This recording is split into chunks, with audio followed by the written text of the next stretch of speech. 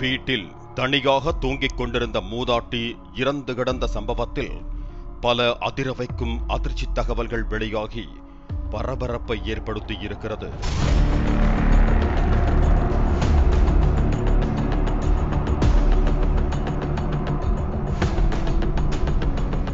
தருமபுரி மாவட்டம் பெண்ணாகரம் பகுதியை சேர்ந்த 60 வயதான தம்பதிக்கு குழந்தை இல்லாத நிலையில் கணவன் மனைவி மட்டும் தனியாக வசித்து வந்துள்ளனர். கணவர் வழக்கம் போல இரவு வீட்டின் அருகே உள்ள தோட்டத்து குடிசையில் தூங்கியுள்ளார். அவரது மனைவி வீட்டிலேயே தூங்கியுள்ளார்.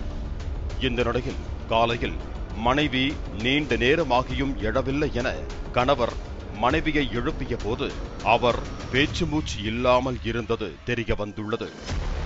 மனைவி இறந்ததை கண்டு அதிர்ச்சியடைந்த கணவர் இயற்கை மரணம் என நினைத்து உறவினர்களுக்கு தகவல் தெரிவித்து இறுதிச் சடங்கு நடத்தியுள்ளார். அப்போது மனைவியை குளிப்பாட்டிய போது அவர் கழுத்தில் அணிந்திருந்த 5 சவரன் தங்க நகை இல்லாதது கணவருக்கு தெரிய வந்தது. உடனே சந்தேகமடைந்த உறவினர்கள் போலீசாருக்கு தகவல் கொடுத்தனர். சம்பவ இடத்திற்கு வந்த மாவட்ட காவல் கண்காணிப்பாளர் மகேஸ்வரன் அப்பகுதியில் விசாரணை நடத்தினார். மேலும் கைரேகை நிபுணர்களும் மோப்பனாய் உதவியுடனும் விசாரணை நடத்தப்பட்டது.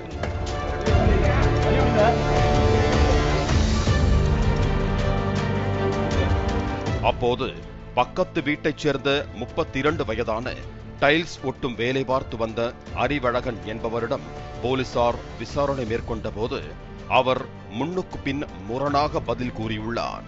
இதனால் சந்தேகமடைந்த போலீசார் கிடுக்குப்பிடி கேள்விகளை அடுக்கிய போது அறிவழகன் சொன்ன தகவல்கள் திடுக்கிட வைத்தன.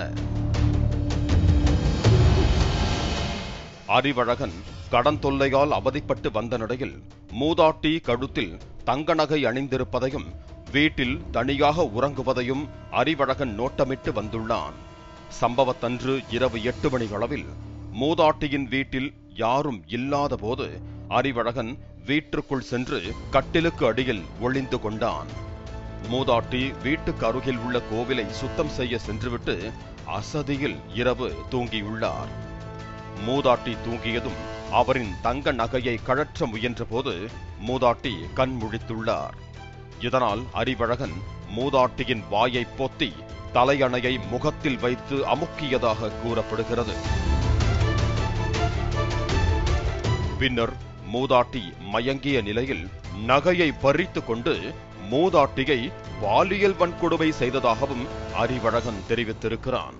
பின்னர் மூதாட்டி இறந்ததும் வீட்டின் வழியாகவே நகையை எடுத்துக்கொண்டு காட்டுப்பகுதிக்குள் சென்று மண்ணை தோண்டி நகையை ஒளித்து வைத்ததையும் அறிவழகன் ஒப்புக்கொண்டுள்ளான்.